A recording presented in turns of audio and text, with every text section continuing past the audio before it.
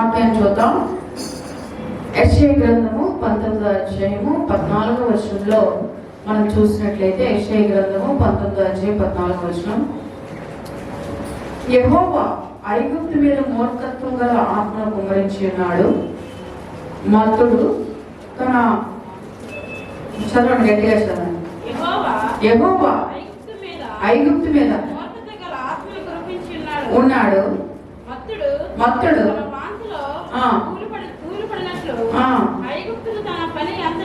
ఐగుప్తులో తన పని అంతటిని విషయమే వారు తోల చేసి ఉన్నారు. హల్లెలూయా. చూడండి, మనలో కొన్ని ఆత్మలు ఉంటాయి. మనలో ఏముంటాయండి? కొన్ని ఆత్మలు ఉంటాయి. ఈ ఆత్మల గురించి మనం తెలుసుకోవాల్సింది, నేర్చుకోవాల్సిన విషయం ఏంటంటే మూర్ఖత్వపు ఆత్మ. ఏం చెప్పండి? మూర్ఖత్వపు ఆత్మ. హల్లెలూయా. ఈ మూర్ఖత్వమైనటువంటి ఆత్మ అంట మనలో ఉండకూడదు అని బైబిల్ చెప్తుంది. మూర్ఖత్వం ఏంటంటే చెప్పింది వినకుండా వాటికి నచ్చినట్టు చేయడమే మూర్ఖత్వము. బైబిల్ చెప్తుంది మాట వింటే శ్రేష్టం అని బైబిల్ చెప్తుంది. కానీ దీనికి వ్యతిరేకంగా పనిచేసేది ఏంటంటే మూర్ఖత్వం. సో మనలో ఏం ఉండకూడదు అంటే మూర్ఖత్వం అనేది ఉండకూడదు.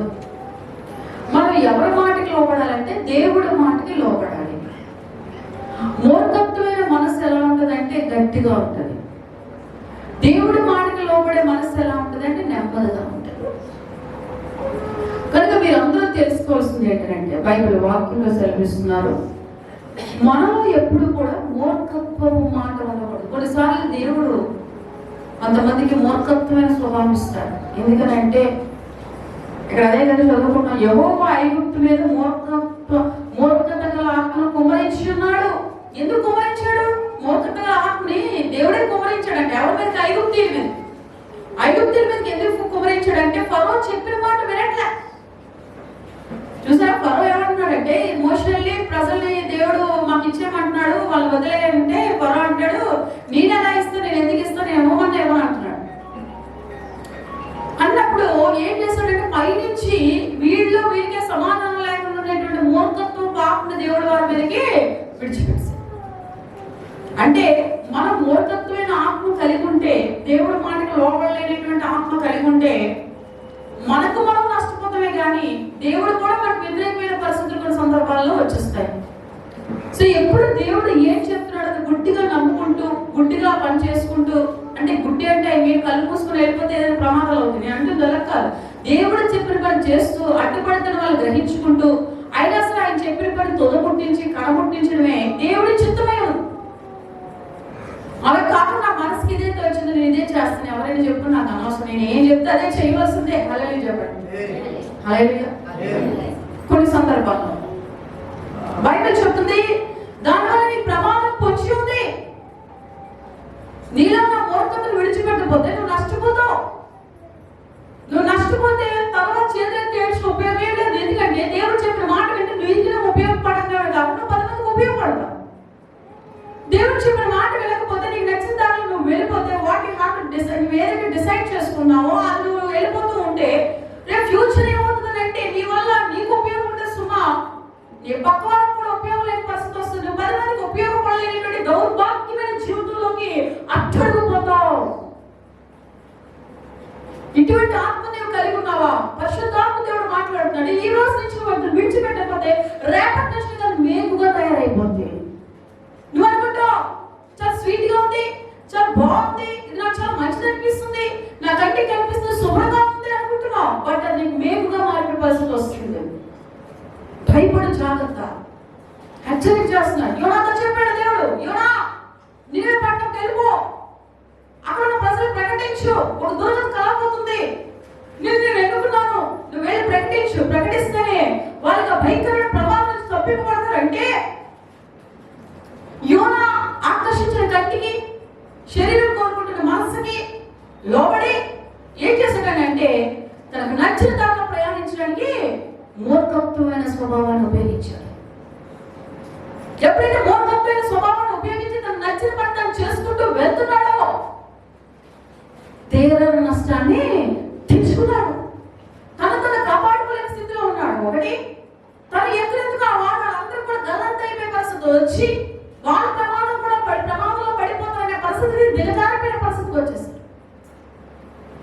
ఎందుకనంటే మాటలు చెప్తున్నాడు దేవుడు మనతోటి.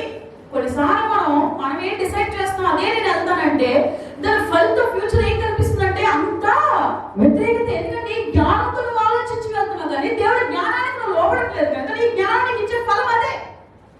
అదే నువ్వు దేవుడి జ్ఞానానికి లోపడినప్పుడు నీ శరీరం ఇష్టపడదు, నీ కళ్ళు ఇష్టపడదు, నీ మనసు ఇష్టపడదు, నీ హృదయం ఇష్టపడదు. బట్ నువ్వు దేవుడు ఏం చెప్తున్నా చేయడం నువ్వు వెళ్తున్నప్పుడే రేపటి దినాన్ని అవి ఇష్టపడే పరిస్థితులు ఏర్పడతాయి. గట్టిగా చెప్పడం స్టార్టింగ్ ట్రబుల్ నీకు వస్తుందంటే ఎండింగ్ లైఫ్ బాగుంటుంది. ఎండింగ్ లైఫ్ బాగుంటుందని ఊహించుకొని స్టార్టింగ్ లో నీకు నచ్చినట్టు వెళ్తే ఎండింగ్ లైఫ్ అంటే నీకు ఉండనే ఉండదు. దాన్ని మూర్ఖత్వము అంటారు. ఈ మూర్ఖత్వం కూడా వెళ్తున్న యోనా పరిస్థితి ఏమైపోయిందంటే యోనా ఒక పశ్చాత్తాపం దేవుడు కలిగించాడు. ఎవరు కలిగించాడంటే నేను చేస్తుంది తప్పు, నా వల్ల అందరూ కూడా నష్టపోతున్నారు, వాడంతా కదిలిపోతుంది, ఈ జనమంతా చచ్చిపోతారేమో, నన్ను పెట్టి దేవుడు ఉగ్రత వీరి మీదకి వస్తుందేమో, ఈ పాపిష్టి పని నేను ఎందుకు చేయాలి, దేవుడు చెప్పిన పని నేను చేయకపోవడమే చేశాను తప్పు కదా అని చెప్పి ఆ ఓడలకు చెప్తాడు. ఏమంటే అయ్యా నా వల్ల ఈ శ్రమ మీ అందరికీ వస్తుంది, నా వల్లే వస్తుంది, అందుకే వాడు కదిలిపోతుంది అని తీసి సముద్రంలో ఎత్తి పడేయండి అయ్యా. ఏమన్నాడంటే సముద్రంలో ఎత్తి పడేయండి అయ్యా అన్నప్పుడు కదా ఏం చేశాడంటే సముద్రంలో ఎత్తి పడేసాడు. అమ్మో ఈ పాపిష్టి పని చేసి ఇంకా మేము ఏ శిక్ష తెచ్చుకోవాలి, ఈ వాడే చూస్తే గలంత అయిపోతుంది, ఇంటి నుంచి అడగలిపోతుంది, అటు నుంచి మేము అందరం పడిపోతాం, చచ్చిపోతామని భయం వేస్తుంది కదా, నిన్ను పడేసి పాపం చేసి మళ్ళీ మేమే నష్టం తెచ్చుకోవాలంటే నా మాట వినంటే అంటాడు. అక్కడ ఇతను దేవుడు మాట వినలేదు, కానీ ఇక్కడ పడవ ఇబ్బంది రాగానే ఏమంటున్నాడు మళ్ళీ తిరిగి నా మాట వినంటే అంటున్నాడు. ఈ మాట వినాలట మళ్ళీ చెప్పాడు. అనబోతులకి సరే నువ్వు చెప్పినట్టే అని చెప్పి దేవుడు ప్రార్థన చేసుకొని వాళ్ళు దేవుడు అని ఏం చేస్తారు, యోనాన్ని తీసి పడేస్తారు. అందులోంచి వాళ్ళలోంచి కిందకి ఎత్తి పడేస్తారు. వాళ్ళలోంచి కిందకి ఎప్పుడైతే ఎత్తి పడేస్తారో యోనా చేసిన తప్పు చూడండి ఎక్కడ పడ్డాడంటే సముద్రంలో పడ్డాడు. సముద్రంలో ఎక్కడ పంపించాడు దేవుడు మళ్ళీ, దేవుడు ప్రేమది. సముద్రం పడేసి ఏ మూలకో జాయింట్లు అయిపోయినట్టుగా చేప మింగేసి తినేసి శుభ్రంగా ఇచ్చేయాలిగా. దేవుడి ప్రేమ ఎంత గొప్పదంటే అక్కడ కూడా ఒక వాడని సిద్ధపరచాడు. ఏ వాడిని ఎన్నోగా ఉండేటువంటి వాడ యోనా చేప. హల్లెలూయా చెప్పు, హల్లెలూయా. ఏం చేశాడు, ఎన్నో ఒక చేపను సిద్ధపరిచాడు. అక్కడ సిద్ధపరిచి ఏం చేశాడంటే వాడలోకి వెళ్ళిపోయి చేపలోకి వెళ్ళిపోయి ఆజ్ఞాపించినప్పుడు చేప ఎప్పుడు పడతాడా వెయిట్ చేస్తాడు. ఎక్కడి నుంచి చెప్పి ఆకాశం ఏం చెప్పాడు అన్నాడు కదా, ఆది కాండంలోనే చెప్పాడు. ఏమంటే చేపలు మీకు లోపరుచుకోండి, మీ మాట వింటాయి, చేపలు మీరు ఏలంటే ఆది కాండంలో చెప్పాడుగా.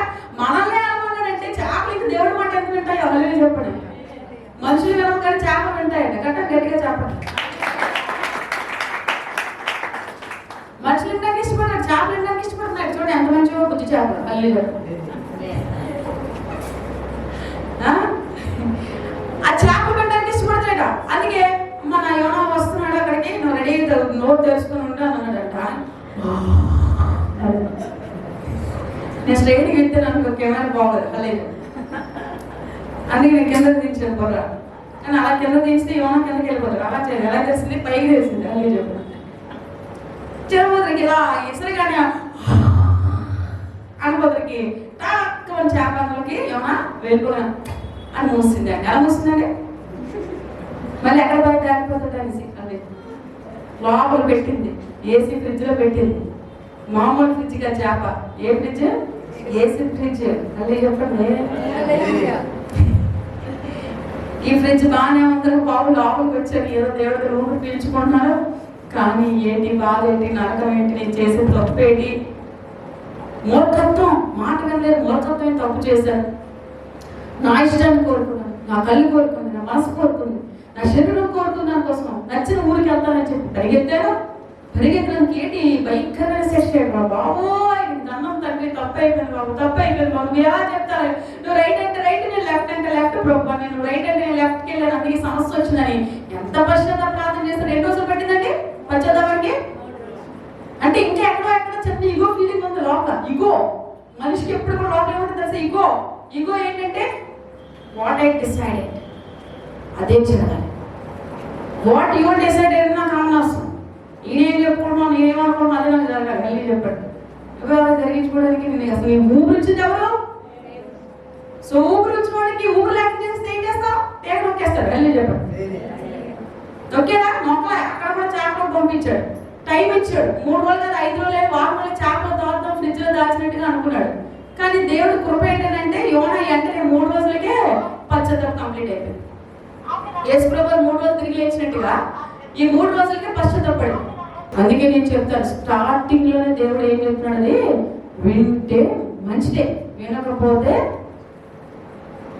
సంచలేసి గంట కొట్టుకోవడమే. వెళ్ళి చెప్పండి. ఎంత జడిపిస్తున్నారు భాషను కాదండి, వాస్తవం చెప్తున్నాను. ఇది నాకు తెలియదు. ఎంతో బైబిల్ చదివి ఎంత నాలెడ్జ్ గా ఉంటేనే ఈ ఎక్స్ప్లెనేషన్ మీకు ఇవ్వగలము. గ్రహించుకోండి. మీరు ఏదో చదువుతున్నాం, ఏదో వింటున్నాం, బైబిల్ అంటే ఏదో చూస్తున్నాం, వాక్యం ఏదో చెప్తున్నారు, వింటున్నాం అనుకుంటున్నారు. కానీ ఇవి మీ జీవితాన్ని నడిపిస్తాయని, విడిపిస్తాయని, కదిలిస్తాయని, తర్వాత ఇంకా కరిగిస్తాయని, తర్వాత ఇంకా కాంతినిస్తాయని తెలియచాలి. తెలుసుకున్నప్పుడు సెట్ అయిపోతారు. తెలుసుకోలేని వాళ్ళు ఇంకా అదే పిచ్చిమోతత్వమే. ఏం చెప్పండి? పిచ్చిమోతత్వమే. అల్లి చెప్పండి. నాకు ఎవరికేమైనా కంచం నిండా పెట్టడం అన్నమాట. మీరు తినప్పుడు కంచం నిండా నేను పెడతానండి. అల్లి చెప్పండి. బాబు ఇదేం అపారమైన ప్రేమ బాబు, దేవుడి స్తోత్రం చెప్పండి. ప్రేమ అంటే పాపం. కానీ ప్రేమ పొట్టేస్తుంటుంది, తింటే తింటుంది. తిను తిను తిను మనం అనుకోండి. అప్పుడు ఏం చేస్తారు?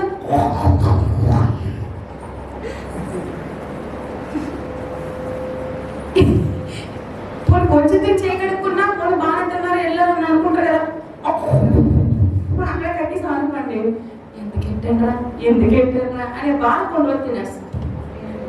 తప్పు చెప్పారా? అంటే ఏంటంటే మూర్ఖత్వం. కొన్ని విషయాలు మనం ఎలా ఉండాలంటే చాలా జాగ్రత్తగా, చాలా వినయంగా, చాలా విధేయతగా ప్రభు సన్నిధిలో మనం ఎదుగుదుము కాక. మూర్ఖత్వమైన పరిస్థితుల్లోకి ఏం తీసుకొచ్చింది చెప్పండి? అందులో నష్టం తీసుకొస్తుంది. అందుకే దేవుడు ఏం చెప్తున్నాడో అప్పుడు మనం ఆ మాటకి లోబడి వెళ్ళిపోతే దేవుడు మనల్ని సంపూర్ణంగా దీవిస్తాడు. గట్టిగా చెప్పండి. మూర్ఖత్వాన్ని పక్కన పెట్టి పశ్చాత్తాపడబెట్టి ముందు ఆ శ్రమల నుంచి విడుదల పొందాడు. శ్రమల నుంచి విడుదల పొందాక శ్రమ కలిగిన పట్టణానికి వెళ్ళాడు. ఆ పట్టణానికి వెళ్ళి ఇగో దుర్గతి కలగబోతుంది, మీరు దయచేసి సిద్ధపడండి, ప్రార్థించండి, దేవుని వేడుకోండి, మీ పాపాలు విడిచిపెట్టండి, దేవుడు చెప్పమన్నాడు, నేను చెప్తున్నానని చెప్పినప్పుడు వాళ్ళు కూడా, రాజు సైతం కూడా వస్త్రాలు విడిచిపెట్టి గోనె పట్ట ధరించుకొని దేవుడికి ఏదైతే మొదలుపెట్టినప్పుడు ఆ భయంకరమైన దుర్గతి నుంచి యోనా ఈ నినివే పట్టణ ప్రజలు విడిపింపబడ్డారు. గట్టిగా చెప్పలు కూడా దేవుడు నామమున విడిపింపబడ్డారు. అంతే. అలా విడిపింపబడ్డాక యోనాకి సంతోషం జరిగింది, దేవుడు సంతోషించాడు. నినివే పట్టణ ప్రజలు పాపాన్ని విడిచిపెట్టి పరిశుద్ధమైన జీవితాన్ని కోరుకోవడానికి ఇష్టపడ్డారండి. ఎంత హోంవర్క్ ఉంది. కేవలం నీకు ఒక్క మాట పాస్ చేసినందుకు ఆ మాటకి నువ్వు విధేయకుంటే ఇంత బ్లెస్సింగ్ ఉంది. ఆ మాట విధేయత రాకపోతే నష్టం ఉంది. నువ్వు విధేయత చూపించినప్పుడు వాటిలో ఉన్నవాళ్ళు కూడా దేవుడు రక్షించాడు, ఊర్లో ఉన్నవాళ్ళు కూడా దేవుడు రక్షించాడు, నిన్ను దేవుడు రక్షించాడు, నేను అంతటికి మూలాధారమైన దేవుడు సంతోషించాడు. నువ్వు వినకనంటే, నువ్వు నచ్చినట్టు చేస్తానంటే నష్టపోయేది ఎవరు? నీవే. నీ వల్ల కొంతమంది నష్టపోతాను. నేను అదే చెప్తాను, లైఫ్ లో మన అచీవ్మెంట్ ఏంటంటే మనం బాగోవాలి, మనతో పాటు ఉన్నవారు కూడా బాగోవాలని కోరుకోవడమే మనిషికి ఉన్న ఆస్తి అంతస్తు. కొన్ని కోట్లు సంపాదించవచ్చు కానీ నీ వల్ల ప్రతి ఒక్కరు బాగుపడుతున్నారంటే ఎందుకు లైఫ్ వేస్ట్. హల్లెలూయా. అలాగే భూమి మీద అందరినీ సంతోషపరచడం. యేసుప్రభు అందరినీ మంచి చేయడానికి వచ్చారు కానీ అందరూ మంచి పొందుకొని వాడే తిరిగి యేసుప్రభుని సిలువ వేయడానికి ఇష్టపడ్డారు. కానీ వ్యక్తిత్వం గురించి నేను చెప్తున్నాను. దేవుడికి అంగీకారంగా ఉండే వ్యక్తిత్వం నీలో ఉందంటే ఎంతమంది చేయన్న పరలోక దూతలు దేవుడు నీతోనే ఉండి నువ్వు మంచివాడి మంచిదనం అంటారు. ఎట్లా చెప్పట్లేదు. ఎవరో చేయన్న దాని గురించి మనకు అనవసరం. మనం దేవుడి దృష్టిలో ఎలా ఉన్నాం, మనం దేవుడు ఎలా మెచ్చుకుంటున్నాడు, మనం చేసింది ఎంతవరకు కరెక్ట్. ఒకరోజు దాని రిజల్ట్ వస్తుంది. స్టార్టింగ్ రాకుండా ఎండింగ్ లో దేవుడు చూపిస్తాడు. ఆమె చెప్తాను. అందుకే దేవుడు చెప్తాడు, నా కుమార్తె నా కుమారుడు, నీలో మూర్ఖత్వం ఉండకూడదు. నేను ఏదైనా చెప్పానంటే నా మాటకు లోపడు, నా మాటకు లోపడి నువ్వు కష్టపడు, ప్రయాసపడు, క్రీస్తునందు పడే ప్రయాస వ్యర్థం కాదు. నీకు కావాల్సిన ఆశీర్వాదాలు సమృద్ధిగా సమృద్ధిగా సమృద్ధిగా ఇతరులు పెట్టి అంతా నేను హెచ్చిస్తాను. ఆమె నేను ఇష్టం ఎంతున్నా నాకు అనవసరం, నీ అవసరం ఎన్నున్నా నాకు అవసరం లేదు. నేనేం చేయాలో నేను చేస్తాను, నాకు చెప్పిన అవసరం. ఎందుకంటే నిన్ను నేను సృష్టించాను, నీ అవసరం ఏంటో నాకు తెలుసు. హల్లెలూయా. ఏమండి అమ్మ చెప్తామా, అమ్మ ఈరోజు ఏమని యాపిల్ వండు, రేపు ఏమని బనానా వండు, మళ్ళీ చెప్పండి ఎల్లుండి తాండు వండు చెప్తామా? అమ్మ తెలుసుగా ఏ టైంకి ఏం పెట్టుకోవాలి, ఏం చేయాలి. పిల్లలకి ఏదో నీకు ఆశపడ్డా ఉంటాను, సేమే చెయ్యి, ఎత్తనాలా ఉన్నా అది వేరే విషయం. కానీ రోజు నీ పిల్లలకి ఏం పెట్టుకోతాయి తెలీదా? హల్లెలూయా. ఆకాశ పక్షులు ఎంతమో పోయి వాటిని పోషించడం దేవుడని ఎవరో అంటున్నాడు కదా. మిమ్మల్ని ఎలా పోషించాలని తెలీదా? మీరు ఆయనకి లెక్క చెప్పడం అవసరం లేదు, ఇంకేదో చెప్పడం అవసరం లేదు. కొన్ని దురాత్మలు మనలో ఉంటాయి. అవి ఏం చేస్తాయి తెలుసా? మనల్ని వేదన పుట్టించి, బాధ పుట్టించి, బ్రతుకు మీద విరక్తి పుట్టించి, ఛీ అదే బతికి చచ్చిపోతే పెట్టడం అని ఆ ఫీలింగ్ తీసుకెళ్ళి ఆ టైంకి ఏదంటే దాన్ని తీసుకుని చచ్చిపోయినట్టు చేస్తాయి. అవే దురాత్మలు. ఆ దురాత్మలు వదిలించుకోవడానికి రెండు విషయాలు మీకు చెప్తాను. ఒకటి, వ్యక్తిగతమైన ప్రార్థన దేవుడితో స్ట్రాంగ్ గా ఉండాలి. రెండోదిగా ఆరాధన సమయంలో మిమ్మల్ని మీరు మర్చిపోయి పరిశుద్ధాత్మతో నింపబడి ఆరాధన ముందుగానే నడిపించే వాళ్ళకి ముందుగానే మీరు నిల్చున్నప్పుడే నాలో ఉన్న చెడు అంతా బయటకు పోవాలి ప్రభు, ఆరాధన నీ ఆత్మను పొందుకోవాలి ప్రభు, ఏ పాపం ఏ దోషం ఆత్మను తీసే ప్రభు, మళ్ళీ నన్ను అనుకుంటా ఇప్పుడు నీ ఆరాధన చేస్తున్నట్టు నీ ఆత్మ మీద నిండు బుర్రలు వచ్చును కాక అనుకుంటూ వాళ్ళు ఇంకా స్టార్ట్ చేయకపోతే మీరు నిల్చొని ప్రార్థనతో చేసేసుకుంటూ అప్పుడు ఆ పాట స్టార్ట్ చేసినప్పుడు మీరు వెనకాల ఏ గీతం ఇచ్చి అందరినీ మర్చిపోయి మిమ్మల్ని మీరు పాడుతూ ప్రవశిస్తూ ఉంటే అప్పుడు కూడా దురాత్మ నుంచి మీకు విడుదల వచ్చేస్తుంది. అనుభవపూర్వకంగా నేను చెప్తున్నాను. నో మెడిసిన్ ఇస్ ఎక్కడ లేదు దాని మెడిసిన్, ఎక్కడ లేదు మెడిసిన్. మెడిసిన్ ఎక్కడ ఉందని అంటే దీనికి మాత్రమే మెడిసిన్, దురాత్మ మెడిసిన్. ఇన్ని కట్టించుకొని ఇన్ని పెట్టించుకొని ఇక్కడ కట్టించుకొని ఇక్కడ కట్టించుకొని ఇక్కడ కట్టించుకున్నా పనిచేయి ఇంకెక్కువైపోతుంది. ఎక్కడదే మొత్తం సూదుకుల్లో పొడిచేస్తుంటారు. అలాగా మన కాడ చెప్పింది బాడీ అంతా సూదుకుల్లో పొడిచేస్తుంది. పాస్టర్ గారు ట్రై చేయించుకుని ఆ టైం రిలీఫ్ ఇచ్చింది అన్నది. ఈరోజు రాద్దాం పడిపోయి ప్రార్థన చేయగలను. ఆ స్పిరిట్ ఉందా అది వదిలించండి. మీ మీద కొన్ని స్పిరిట్లు కొన్నిసార్లు మిమ్మల్ని మీ మీద అటాక్ చేసి మీకు ఏమనిపిస్తుంది సార్? చర్చికి వెళ్ళబుద్దేది, ప్రార్థనలో కూర్చోబుద్దేది, వ్యక్తిగతంగా ప్రార్థన చేయబుద్దేది, అసలు నాకు ఎందుకు లైఫ్ అనిపిస్తుంది, లేకపోతే ఎందుకు కష్టాలు వస్తాను, నేను బాగానే ఉన్నాలే చర్చికి ఎందుకులే, లేకపోతే ప్రార్థనకి ఎందుకులే, ఇంట్లో ప్రార్థన ఎందుకులే అనే తలపు వాక్యం చదవాలి, ఎందుకు వాక్యం చదవాలి, ఇలాంటి ఆలోచనలన్నీ మీకు వచ్చేస్తాయి. మీకు కనిపించుకున్న స్పిరిట్స్ మిమ్మల్ని వెంటాడతాయి. ఎవరు బాగు చేస్తే మనల్ని తుదకి ఏం చేస్తాయి అంటే అన్ని ముదిరిపోయాక ఒకరోజు మనల్ని ఏం చేస్తాయంటే టాప్మని పనిచేసినప్పుడు మనం ఏడ్చిన ఉపయోగము ఉండదు. అందుకే నేను చెప్తాను, ఏ క్షణమైనా సరే దేవుడి మంత్రం దేవుడి పని ఉందంటే ఇమీడియట్గా మనం వెళ్ళి పార్టిసిపేట్ చేసి ఆ టైంకి ఆ యొక్క దురాత్మల నుంచి మనం విడుదల పొందాలి. అది డబ్బు పెట్టి డాక్టర్ ఇండిషన్ కూడా చేసి టాబ్లెట్లు ఇచ్చేసినా మీరు ఏమైనా ఎంత ఇచ్చినా అవ్వదు. దేవుడి దగ్గరికి వస్తేనే దేవుడు విడుదల చేస్తాడు. అలాగే చెప్పండి. మీ ఇంట్లో మీరు నీళ్ళు పోసేసుకున్న కష్టం. నేను చెప్తుంటే మంచిగా చెప్తున్నాను, చెడు చెప్పట్లేదు. అలాగే చెప్పండి. అందుకు బయట చెప్తున్నానంటే అపవిత్ర ఆత్మ కలిగిన మనస్తత్వం కలిగిన వాళ్ళు కూడా ఉంటారు. ఆ ఆత్మల నుంచి కూడా మీరు విడుదల పొందాలంటే దేవుడి సన్నిధిలో ఎక్కువగా మీరు గడుపుదురుగాక, వాక్యంలో ఎక్కువగా నెమరవేయబడుదురుగాక, ఆయన స్తుతియాగం చెల్లించుదురుగాక, వ్యక్తిగతంగా ఆయనతో ప్రార్థనలో ఉందురుగాక. ఇది మీ మంచిగా పరిశుద్ధాత్మ లేదంటే ఒకసారి మేము ఏదో రూపంలోనే పడిచేస్తాం. చివరి మాటగా చూడండి, మార్కు సువార్తలో 22-25 వచనాల్లో చూస్తే అక్కడ కూడా ఉంటుంది. ఏమనంటే 22వ వచనంలో అంత వారు బెత్సైదాకు వచ్చి అప్పుడు అక్కడ వారు ఆయన యొద్దకు ఒక గుడ్డివాడిని తోడుకొని వచ్చినప్పుడు వాడిని ముట్టవాలని ఆయన వేడుకున్నది. ఆయన గుడ్డివాడు చేయి పట్టుకొని వీరు వెలుపులకు తోడుకొని పోయి వారి కన్నుల మీద ఉమ్మవేసి వాని మీద చేతుల నుంచి నీకు ఏమైనా కనపడుతుందా అడగగా వారు కన్నులెత్తి మనుషులు నాకు కనపడుతున్నారు, వారి చెట్ల వలె నుండి నడుచుతున్నాడు కాగా నాకు కనపడుతున్నారు. అంతటా ఆయన మరలా తన చేతులు ఉంచగా వారు తేరు చూచి కుదర్చబడి సమస్తమును తేటగా చూస్తున్నాడు. గట్టిగా చెప్పడం బట్టి చూడసాగండి. ఏమంటున్నాడు? ఫస్ట్ బురద రాశాడు. బురద రాసి ఏమన్నా నీకు కనబడుతున్నాయంటే చెట్లు లాంటి మనుషులు కనబడుతున్నారంట. గుడితనాన్ని కలిగించే మనుషులు చూపించాడు. మీకు ఎవరు గుడితనాన్ని కలిగించారంటే దురాత్మ. ఆ దురాత్మ కనిపిస్తున్నట్టుగా అక్కడ చెట్లు లాంటి మనుషులు కనబడుతున్నారని చెప్తాడు. చెప్తే మళ్ళీ చేతుల నుంచి ప్రార్థన చేస్తాడు. మళ్ళీ చేతుల నుంచి ప్రార్థన చేసినప్పుడు నీకు ఇప్పుడు ఏం కనబడుతుంది అంటే ఇప్పుడు నాకు తేటగా కనిపిస్తుంది. అంటే మోగతనం అనగా, గుడ్డితనం అనగా, ఇంకోటి చెవుడితనం అనగా, శరీరంలో బలహీనతనగా, ఇవన్నీ ఎక్కడి నుంచి వస్తాయంటే దురాత్మల నుంచే వస్తాయి. నిద్ర పట్టకపోవడం, కళలు రావడం, పీడ కళలు రావడం, భయంకరమైన వేదన కలగటం, ఇవన్నీ దురాత్మల నుంచి ఒక్కొక్కసారి మనకు అనుమతిస్తుంటాడు. కొన్ని సందర్భాల్లో పుట్టివారి గురించి చెప్తాడు, ఏమనంటే వాళ్ళు అలా ఉండడం దైవ చిత్తం అని చెప్తాడు. ఆ విషయం గురించి నేను చెప్పట్లేదు. ఇక్కడ కానీ ఇక్కడ యేసు స్వస్థపరిచే విధానం ఎలా ఉందంటే అతని కన్నులకి చెట్లు కనబడుతున్నాయి, మనుషులాంటి చెట్లు కనిపిస్తున్నాయి. అంటే అటువంటి దురాత్మలు లోపల ఉన్నాయి.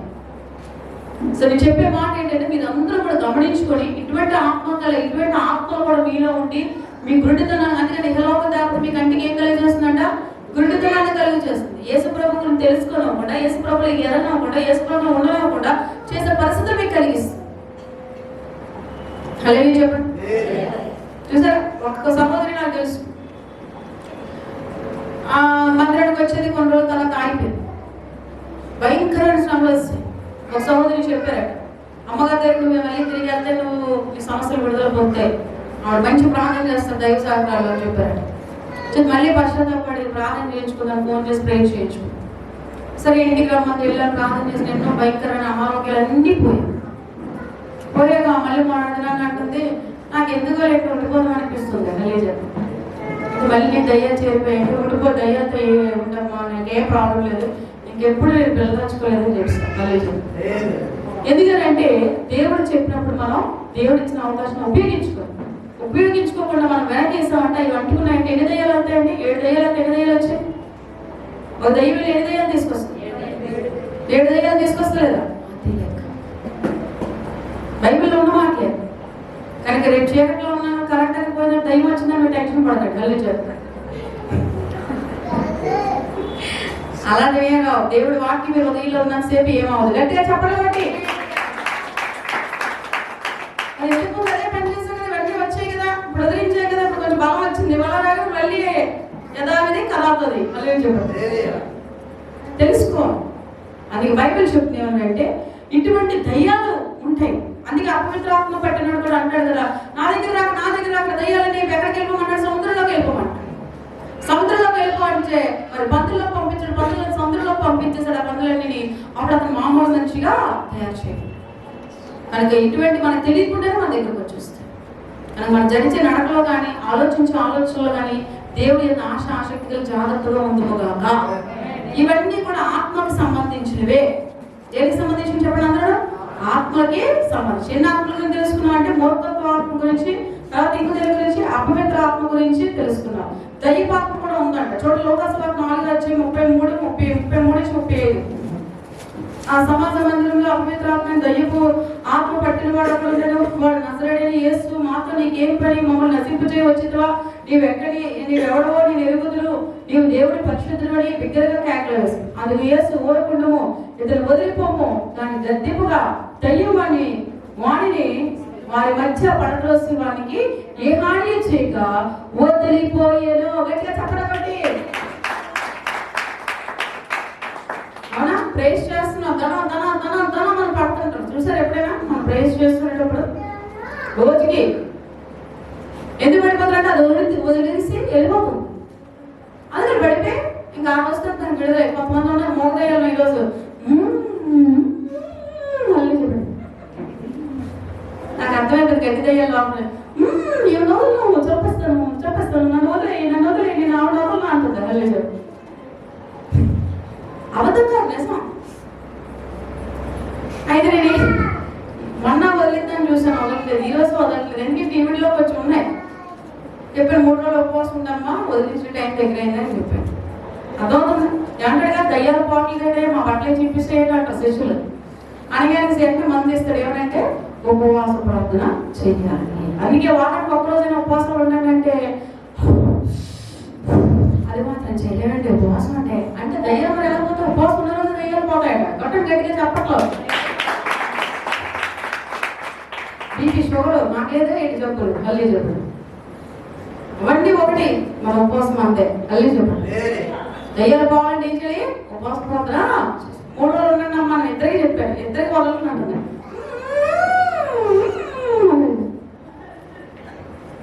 మన వీడియో తీసారు, వీడియోలు ఉన్నాయి. మళ్ళీ చెప్పండి, ఇంక వదిలేస్తుంది. రేపు ఎల్లుండి వదిలించేస్తాను. ఆమె చెప్పండి, అలానే చెప్పండి. బైబిల్ ఏమని చెప్తున్నారంటే ఇలాగా ఆ దయ్యము ఏం చేస్తుందంట? ఊరుకుండము, ఇతను వదిలిపోదునని దాన్ని గద్దెంపుగా దయ్యము వాడిని వదిలి వారి మధ్య పడత్రోసి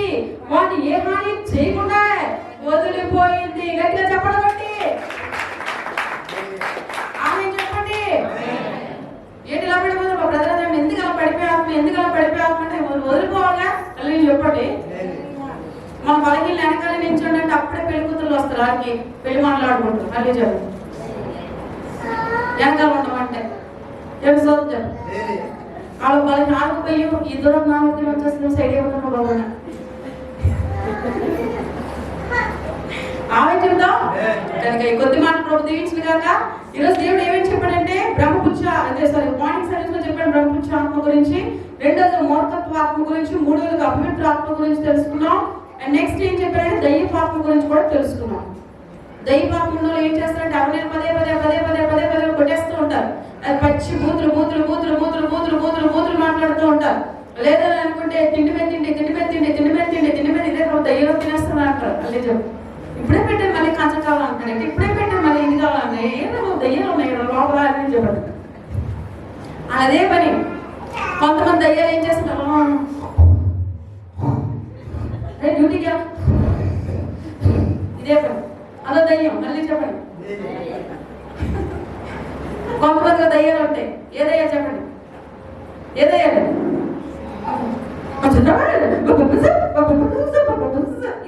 మళ్ళీ చెప్పండి అదే దయ్యం. దొరికిందంటే చాలు పక్కన క్యాపిటల్స్ అదే చెప్పండి ఇదో దయ్యం.